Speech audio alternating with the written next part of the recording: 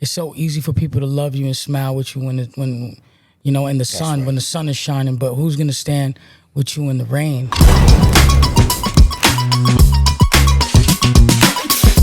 Ladies and gentlemen, coming in hot.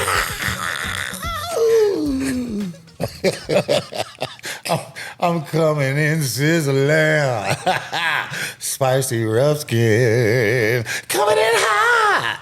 Ladies and gentlemen, today, oh my God, I'm so excited about this episode. I got my brother, mi hermano, okay? His name is Lil Eddie. Eddie Serrano. If you don't know about this man, you're going to learn about him today, okay? One of the best songwriters I know, and I know some good songwriters. You know what I'm saying? I don't got to line them up. I'm just telling you the facts. I know some good songwriters. This one, boy, quit playing with him. Quit playing with him. Lil Eddie joined the development team for the X Factor US La Banda, America's Got Talent, alongside with Simon Cowell. Then he helped bring together the ladies of Fifth Harmony, as well as coaching the contestants season after season. The band BTS posted Lil Eddie his song Salute in 2013 and 2014, what made the song being Shazam Top 100. Lil Eddie, I'm not going to even go down. I mean, we get into it. I just want you guys to put a round of applause real quick for my brother. Lil Eddie. What up, boy? Jeez. What's cracking? Yeah, the song was called Statue, not Salute. But a statue. Yeah. Yeah, I couldn't read from that far. No, I know it's really far. It's like, you I can got read one better than me. I contact can't see anything from me. So Lil Eddie, before we get into up under the hood, up under the real hood, I remember when we became very close brothers is your story. And this is what I'm about on my show, right? It's like how to turn tragedy into triumph, how to, there's no excuses, it don't matter what socioeconomic stature you was born into. If you're chosen, God has a plan for you. So walk me through for a second, bro, your childhood. Absolutely, yeah. So by the age of 5, I survived 9 fires. I was What do you mean? I survived by the age of 5. I survived 9 fires. The 9th fire left me and my family homeless. I was rescued from a burning building, and a fire escape with my mother, my sister, and my brother. Actually, had to jump onto a tree to get down and call the firemen, and that's how I was. That's how we were saved. When we left, when we got out, the building collapsed. Someone made a cocktail bomb and threw it in the building in Brooklyn. So my father was a gangster. He was a black Puerto Rican. And a lot of people just would run away from my father because he was really aggressive. And he was raised in the streets. So and he had he had a leaking aneurysm in his head, and he had epilepsy, panic disorders, a lot of issues. So when we were homeless, no one wanted to take us in. Until we were I grew up I sleeping in my dad's car for 2 years, and until we got into a shelter. And then from that shelter, Red Cross and everything eventually moved us to the projects in Harlem, Spanish Harlem. So life for me was it was real. I was we were the black sheep of the family. I really didn't grow up with my family much, my cousins, my aunts, my uncles, or my grandparents. I really didn't know them too well. I wouldn't be able to tell you anything very personal about them or even their birthdays. So I really grew up just kind of figuring life out on my own, All right, when did you know you had a voice? When did you know that you had a voice? 2 questions. When did you know you had a voice, and when did you know you could write and you could make music? Well, what happened was my brother had he went to a performing arts junior high school. So there was an audition for the New York Boys Choir, which was a prestigious choir. We would sing all around the world, backup for celebrities, but it was a ministry as well. So we would preach God's name. But my brother eventually auditioned, and I was just trying to follow my brother's steps because it had guaranteed travel. And I was I ain't making it out the hood. I ain't going nowhere. So I just followed after my brother. But when I actually auditioned in the choir, they were like, all these people came around and they were like, man, you can really sing. Did you ever even try to sing before? And I'm like, no, I never. Singing wasn't even a thought in my mind. I always was like, strangely enough, I always was writing stories and creating stories. And I was so poor. Me and my brother used to cut out paper and play with paper. Like, we used to just imagine things, you know. I used to have my imagination and creativity. But when I joined this choir, it became like what I loved, but I was forced to just like learn solos and sing in front of people, and that eventually became something. Like, I remember I was about 13. I got in the choir at 10, and at 10 years old, I was singing backup for Stevie Wonder at the 1995 Music Billboard Awards, and Al Green, Hootie and the Blowfish, and all Michael Bolton, all these artists. I was doing all these amazing things, but I still didn't know that I wanted to sing until I was 13. I was singing in North Carolina in this church, and everyone got in the spirit, and they were telling me, keep singing, keep singing, keep singing. And that's when I kind of got that calling. I knew it was my calling. Let me tell y'all a story real quick. So my ex-wife, you know, I'm married now, but my ex-wife, her mom died.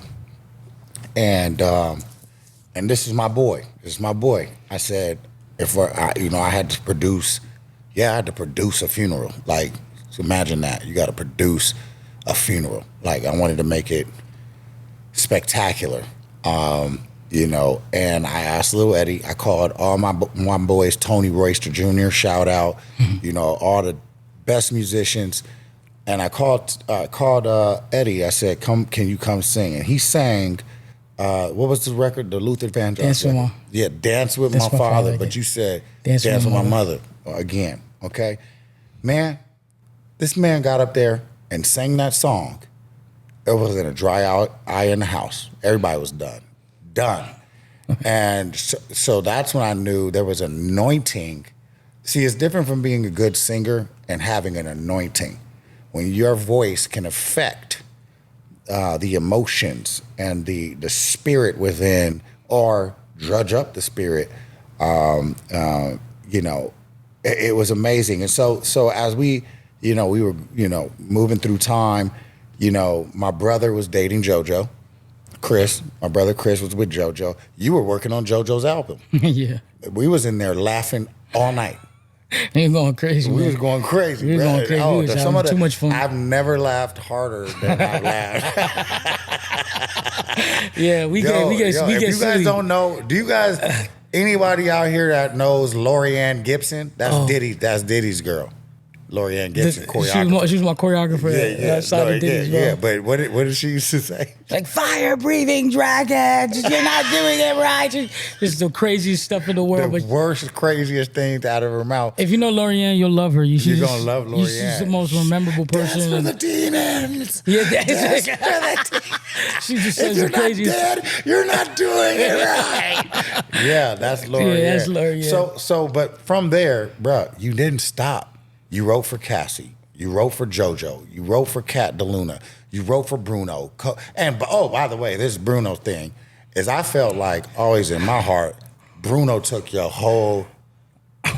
No, on God, am I lying? Well, I mean, I did Bruno take your whole swag or not? I'm done. I mean, why you done? Just be honest.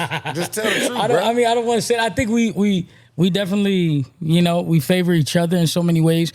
I think at that time, a lot of people were trying to sign either me or Bruno. And, you know, Bruno got that deal. But, you know, like, I think we've been around each other. We were in an era where we were all influencing each other and we were all working together, writing together. But, yeah, I mean, I've heard that a million times. I mean, in that time, I couldn't walk through the airport without people thinking I was Bruno, because I stopped wearing fedoras like I used to, because I was like, everybody just like, oh, Bruno.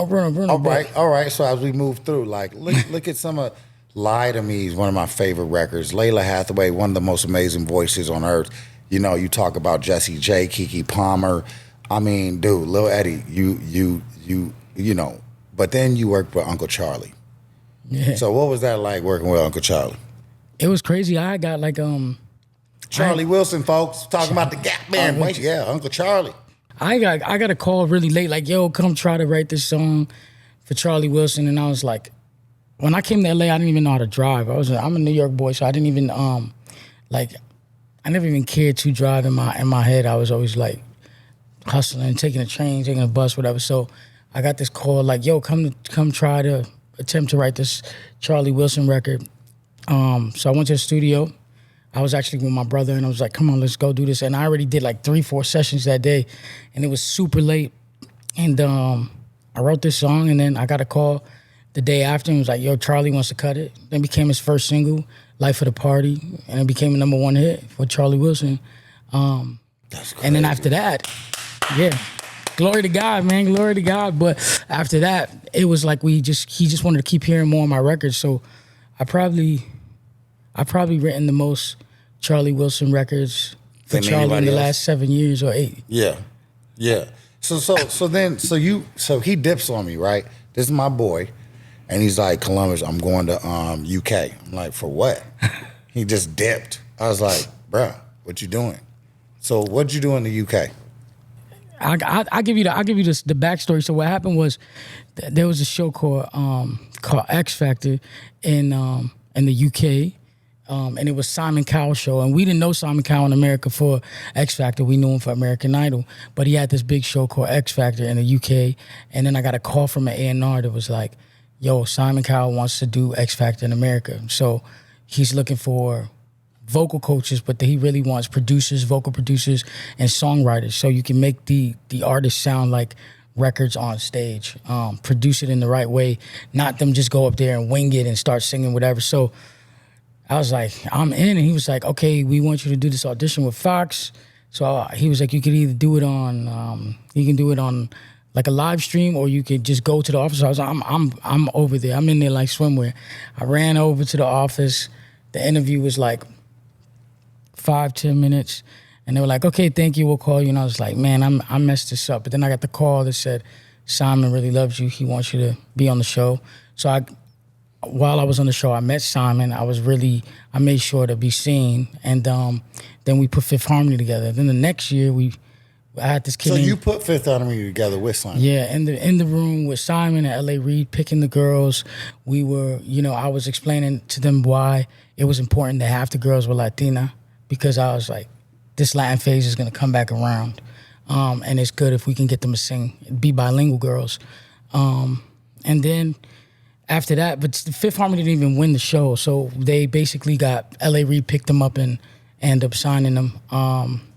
They came in the same place. I think that One Direction came in on the show in London. Then after that, I did this other boy, Carlito Oliveira. I scouted him, and he made it to the finals, and they didn't know who to bring on the show. So I said, I'm working with this kid named Prince Royce. I brought Prince Royce on the show to sing with him. So then Simon was like, hey, I really want to talk about a show for Latin America. And then La Banda happened, and then I created CNCO on that show because I was Simon's eyes and ears on the ground. And there was no one else at Psycho that was Latino, so I was there doing that. Then after that, I got called to London to work on the show. And there was a group of black kids, and Simon said, hey, I want to do a Latin week because Eddie's in London. So I wrote this song called Dímelo, which became a massive hit in London. But initially, no one believed in the song. They were like, only the boys believed in it. And Simon actually told me, like, oh, I don't believe in this song. And after they performed it, it went #1 on iTunes, and it eventually was #2 on the official charts. So Simon said, hey, we always strike gold. I want you to move to London and become senior A&R of Sony Records. So I couldn't turn that down. So walk me through this. Out of all the stuff you've been through in your life from childhood, like we both struggle with childhood trauma, and it's been a lot of work. Do you feel like music and writing music has been therapeutic for your growth and your moving forward? Absolutely. Because nobody, they can't. How they gonna say to you? Anything? Because you came from nothing, dude. So how did you keep that perseverance, and what was the therapeutic remedy to keep yourself focused? Because I'm big on mental health on this show, Eddie. So, you know, was it writing those records that pushed you through? Absolutely. I think that, you know, to back it up a little bit, I think being an artist and being a creator, like you creating something from nothing, you pulling out of the air, right? And it stems back from being so poor and having nothing but my imagination. I think that really forced me to look at the world like, hey, nothing to lose, all to gain, you know? And the only reason why I think people notice me is because I would say the things in the room that nobody else wanted to say, because I had passion and I had something that people can easily mistake for temperament or anger. But that wasn't this. And I think still today people could look at me and misperceive me and say, hey, like, why you so upset? Why you so aggressive? And it's like, I'm not aggressive. I'm passionate. I come from a real place where I've seen people die in front of me. I've seen girls raped in a staircase in front of me. I've seen crackheads take needles in front of me. I've seen things that people can't imagine. I come from a very, very real place. And I think real recognize real. And that's half the reason why you and I think, always connected, because we come from a real place, and it's so easy for people to love you and smile with you when you know, in the sun, right, when the sun is shining. But who's gonna stand with you in the rain? And who's gonna be there when you lose it all? When everything falls down, who's gonna show up? I'm gonna just take a minute. So I don't ever let nobody write for me. You know, I just sign my deal, and you know, when you were staying in the apartment with me in LES, Lower East Side, nigga, we had a good time. But I go to your house. You know, you came back from London.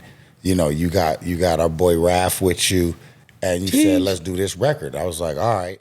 And so Jay, you got that record queued up? I want y'all to hear this record. I just want, you know, he has the innate ability. This is why you're an incredible songwriter. It's because you don't write something to sound like a hit. You're like, I'm going to write something specific for Columbus. And like what I know about my boy's life, what I know about, let me put this together. So he wrote this record, and I was like, man, this boy had me up in the rafters. I was like, man, I'm in pure falsetto. Yo, but the thing that was beautiful about it is that I just trust you, you know, and I think that's what you give to a lot of artists, is that trust. And so I want you guys to hear this. We're not gonna play the full record, but I want you guys to hear this. And I want, you know, this is Lil Eddie at his finest. And I'm so grateful that I was able to sing this record. Give it a go.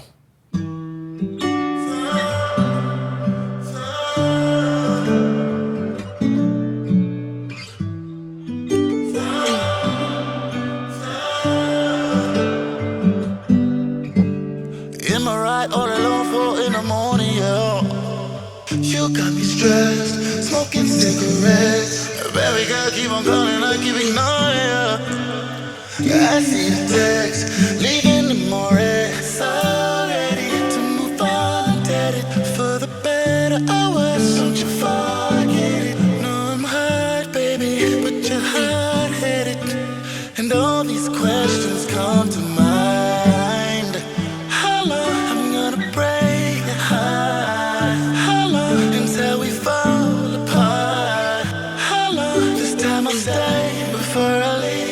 Can we both just let it breathe? How long we gonna fight together? How long? How can you make me better? How long? This time I'll stay before I leave. Why can't we both just let it breathe? Okay. We don't gotta get going. Let's vibe. Go into the vibe. So look. So this is where we vibe to, because I was Britney Spears threw my 21st birthday in Rome. I was in Rome. No, in New York. She threw it in New York.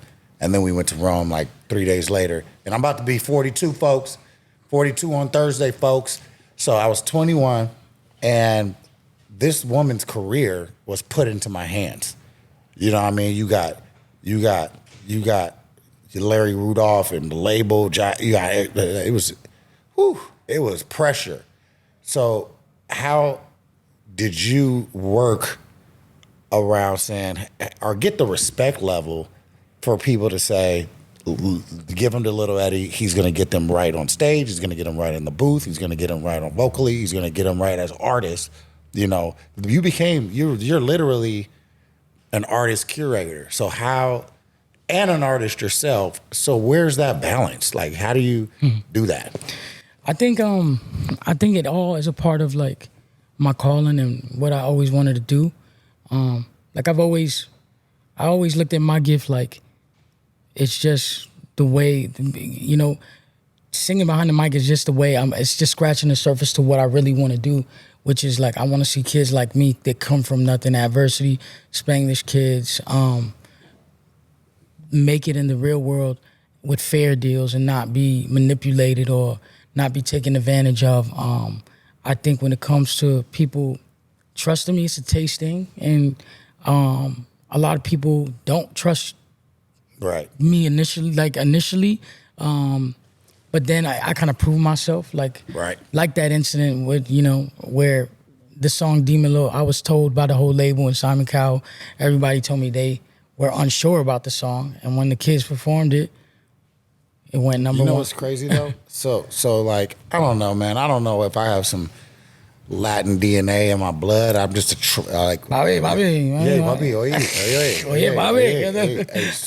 So like Bobby and Izzy, for example. So when I was 19 years old and I got signed to Flight Time. Jimmy Jam and Terry Lewis signed me and my boy Kevin Tancheron. We had a production team. We thought we was the Neptunes. We called ourselves the Techniques. You know, he Asian. You know, I'm black. You know, we was chatting. We was Pharrell and Chad for real. Dope. And I remember Jimmy. I asked Jimmy one day. I said, Jimmy, what does it take to win a Grammy? And he said, music science. They were the only two black people at that time, by the way, on the Grammy board. I said, what does it take to win a Grammy? He said, music science, son. And I said, all right. So I really got focused on music science. But when you write and when you like, you have a lot of niños underneath you, niños and niñas. But you got some like Ralph is a beast. Is a beast. And so what do you tell them that was inspired by, you know, maybe your predecessors? Yeah, I mean, when it comes to every artist has their own unique, you know, I feel like artists are like superheroes. Everyone got a superpower. When it comes to Raph, and particularly I always told him to just trust how he feels, and if you embarrass yourself, no one could embarrass you, you know, to really love the things that maybe people could try to criticize you about, and to trust your gift and to be honest with yourself and say, you know what, maybe this ain't I could hear someone else's voice, but that isn't my voice. I gotta be okay with my voice, and don't try to force yourself to sing into ranges that are not necessarily the most comfortable. That's not your pocket. Yeah, like it's not your thing. You know, growing up, there was so many different voices. You know, for me, like listening to like someone like Luther Vandross, and then, you know, listen to, I don't know, anyone else, Michael Jackson. Those are very different voices, you know. And I think that you just got to learn.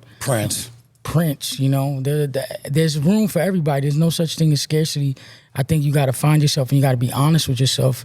And even when I'm on these shows, I tell these contestants the same thing. Like, the most important part before we put a show on TV is finding the key that you should sing in. You know? Because if you it's like if you start the national anthem too high. If you E flat, you need to drop it. you start that national anthem too high, it's gonna be a nightmare. A movie. You know what I'm saying? It's gonna be a nightmare. You know, you have when to the Rockets red glare, it's gonna look. You know, it's gonna be not. When the Rockets red glare, it's gonna be a movie. So that's important, and for finding your voice and being confident with your gift and trusting yourself. So what was it like being in Britain? You know, when you did British Got Talent, you know, did you find some quality talent out there? What did you see? What did you see? I mean, culturally, there's a big difference. I think what I seen was tremendous talent over there, but I feel like, you know, the difference between them in America, no one is concerned about speaking the proper American, or no one's concerned about proper Kings. Yeah, no one's, because there's no proper American, so I think what I've realized in London is people really, they want They to. enunciated. Yeah, They were proper. They want to be accepted. I feel like people want to be accepted, and people look down at people that are, that are not. There's a lot of underlying stuff that I've realized in the country that is very similar to America, but I feel like people, they feel like they have to speak the proper English or they have to be accepted. And I think in America, what we always searching for, how to be more original, how to stick out. Identity is a big thing. So how did you top so we're talking about Britain. What about Japan? You had a #1 in Japan. How did you do that? Yeah, I mean, Japan has been amazing to me. Like Japan. So when my deal went south with Mario Winans and Diddy and everything. With who? Mario Winans and who? And Diddy. No Diddy. When my deal went south, I got all these offers in Japan. So then that's how I got to tour with Neo and all this stuff. And I got 5 #1 albums in Japan, the greatest hits, and about 12 #1 singles as an artist in Japan. But I didn't know. Like, what I realized was the world is so much bigger than the dollar. Yeah. And sometimes your sound is going to resonate more in a different territory than your backyard. All right, so I've got 2 more questions for you. Did you get to a point where, so like if I do something, me personally, I want to win. Like even though I'm doing it for the love, I'm not doing it for money, and I really am not doing it for accolades. I'm doing it to be the best at what I do. If I'm on screen, if I'm doing a record, if I'm doing a TV show, a movie, whatever I'm doing, I want to be the best.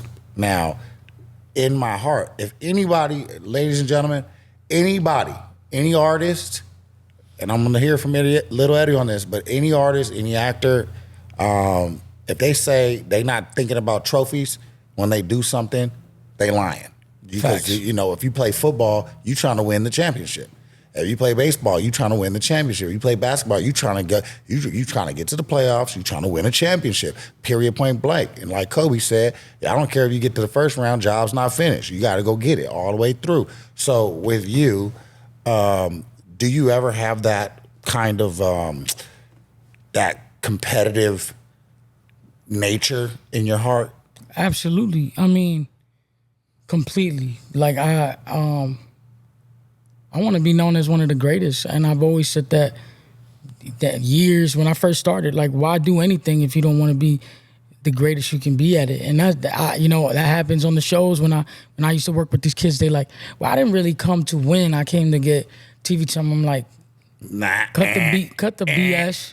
You came to win, and now you scared because you see the talent in your competition, and now you saying, I don't really care if I win. Like this, that's the difference between the winner and you or the next man. The winner's saying, I'm gonna stay on this treadmill and you're gonna get off first. Right. And that's the difference. And I mean, blank. For me, it's the same thing. I feel like for me, I always focused on the Grammys more than the charts, because I feel like the charts are manipulated, like everyone can see and everyone knows. You can service that. You can buy that, and I think that a lot of especially where we are in music today is very different from what the music industry used to be. I think there's a lot of moments, but we're not seeing a lot of superstars made. No, because what's calculating as a hit is clout or momentum. The record. Right. So now I'm gonna end you right here, man. I'm gonna end you right here, bro. Grammy Award-winning global star Lil Eddie signs with 1 RPM. Tell me about 1 RPM. So 1 RPM is a distributor. I really like the relationship I have with them. I mean, I got a project manager. I got the funding for my project. On the marketing end, I got my own advance. But I take this very serious, and I take the money that I get and I put it back into myself, and then I get out the red with my own dollars, and then I re-up my deal. And I think it's just a very safe way to kind of test how how much one record needs and what records performing better and what money what to put into each record.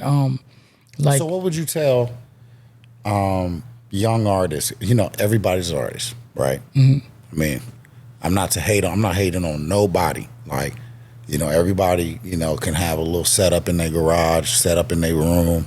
You know, everybody trying to make records, rap records, R&B records, country records, whatever y'all doing, whatever the space you're in. What would you tell them the truth? The truth. Because the thing about you and Simon is you guys remind me of each other a little bit, but you're nicer. Yeah, but you're not. but you're not. But you're not. No, yeah. So you'll give them the real facts, like, yo, like cold face, straight face, like, nah, that's not it. What should these young artists focus on if they want to go have a career in this music industry? I think you need to study your favorite's favorite. You know, I think you need to do your research. You need to see where things derive from. You need to not, you know, if you could, it's so easy to be like, oh, you know, I like this new artist, but like, who's their favorite and why, and who's their favorite's favorite? You have to do your research. You have to, and that's the only thing that's going to make you great. Otherwise, you chasing clout, you chasing a moment, and that's just, you know, if you want to leave a mark, someone could wipe that off. But if you want to leave a dent, they got to pop that out. Exactly. So last thing I'm gonna say to you, man, and I'm not trying to be messy. You know, we both, you know, came up through the ranks. And you know, I'm just glad. I'm happy for the future of music. Facts. You know, your boy. You know, Diddy, he got locked up today. You know what I'm saying? And you know, them counts is serious. And this was a problem that I had from coming. Like, I never wanted to sacrifice my soul for what I believe in. Mm-hmm. Right? Like, I can't. God gave me these gifts. Absolutely. And I don't want to. Why do I got to do weirdo stuff to get put on? So as you are now, you know, the swamp is kind of being cleaned out, and if we're going to keep it a buck, right? And so, you know, I know for 100% facts, any artist that comes sign with Lil Eddie, any artist that works with Lil Eddie don't got to worry about no weirdo stuff. Got to do nothing. He's going to make you the best you can be in. Do you stand on that? Absolutely. So, ladies and gentlemen, that's it. And that's all, folks. That's all. That's all, folks. That's all, folks. Ladies and gentlemen, give it up for mi hermano, Eddie Serrano, a.k.a. Lil Eddie, guys. I love you, boy. Love you more, bro. I love you. All right, here, folks. What a wonderful another episode with mi hermano. You know, it's funny because I it seems like, you know, my Latinos and my Latinas been showing up for me, you know, and I'm so appreciative. I'm so appreciative of Lil Eddie. I'm so appreciative of Daniel Ramirez. So appreciative of Victor Ortiz. But I want to talk about something, you know, and this is for the kids that I teach. The kids that I inspire, that I educate to give them the equipment, the tools to go out into this business of Hollywood, our music, our dancing, fully equipped with all the tool sets to be successful. And what I'm going to say to you guys is this: don't sacrifice yourself. Okay, there'll be people out here that will try to sacrifice you for their betterment, and you'll end up losing your soul. You didn't even sign up to lose your soul, but you did anyway because you wanted it so bad. Want the craft, want to be great. That's the job. Okay, guys, you don't have to do anything that is against your morals or against anything you were raised understanding or taught. I want you to stand strong. And I want you to hold a line, right? Now you're going to be raising the bar for the ones coming behind you. And you're going to have ones that are in front of you, like myself, that are going to raise you up to be in the right place. Let me tell you something. Denzel. I had a conversation with Denzel. Washington. Yeah, sure did. Had a conversation with Denzel a couple Saturdays ago. You know, my kids go to private school, so, you know, every other weekend it's a birthday party for one of my kids' friends, my 7-year-old, my 4-year-old. Somebody got a birthday party, being cute, and I'm like, man, I don't want to go. But look, my wife said, just come. It's a party in Agora Hills. It's 12 kids at a park in Agora Hills, and I said, nah, man, I'm watching. It's football season. Okay, now I stand on business when it comes to football. Okay. I don't care. Don't even talk to me on Sunday. Okay. Ain't no family on Sunday. Yeah, right. Anyway, no, it's a joke, but it's kind of low key true. So my wife says, "Hey, you're never gonna freaking believe who's here at this birthday party." She said, "My son's name is Denzel, folks. His name is Denzel. I named him after Denzel Washington." She said, "Denzel's here." I said, "He better be there. You drove him. You drove him there." And she goes, "No, Denzel Washington." I said, "What?" I said, "Give that man the phone right now. Give him the phone right now." She's like, "But I don't feel comfortable doing." I said, walk up to him and hand him the phone. She walks up to him, hands him the phone. Denzel gets on the phone. Me and Denzel had years of beef. You know what I mean? I was expecting him to be my mentor. I guess I was a little too cocky for his taste or whatever. And so when he got on the phone, I said, "What's up, Denzel?" He said, "The name is Denzel." I said, "Ooh, woo!" Put a little shiver in my spine. And I said, "I just want to tell you, I was playing. I was joking. I named my son after you. And, I just want to tell you how much I love you and how much you mean to me." And he was like, "Oh, okay. My wife got the phone back. She's like, "Can you effing believe it?" And I was like, "Nah, that was crazy." And then his wife got on the phone, Pauletta. She got on the phone. And she's the one first got my throat tight because she said, "Columbus, I've been following your career since you first came into the game, and I just want you to know. I want you to know this, that you are a talented actor, this and this and that, and da-da-da-da. 5 minutes of just pure encouragement got my whole throat tight. And then my wife got the phone back again. And then Denzel is going to say, hey, Ida, call him. Don't shout out my wife like that, bro. Okay? Don't call my wife's name out like that, boy. You don't know my wife like that, boy. Do you? Do you? I'm playing. So Ida gives the phone back to Denzel, and he's like, "I didn't even know it was you, boy." He said, "How you doing, son?" And I said, "I'm good. I'm focused. I got a lot, going on right now." And he said, "Listen, I struggle with bipolar disorder, and I'm not ashamed to tell it. So I can say it right here." He's not ashamed.